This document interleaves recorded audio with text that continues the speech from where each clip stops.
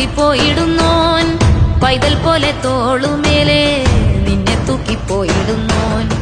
ആരോരും കണ്ടതില്ല ആരുമേ കേട്ടുമില്ല ഗംഗയെ താൻ തേടിക്കൊണ്ട് തന്നെ താനെ ചുമന്ന് ശിവലിംഗം നടന്നു പോകുന്നു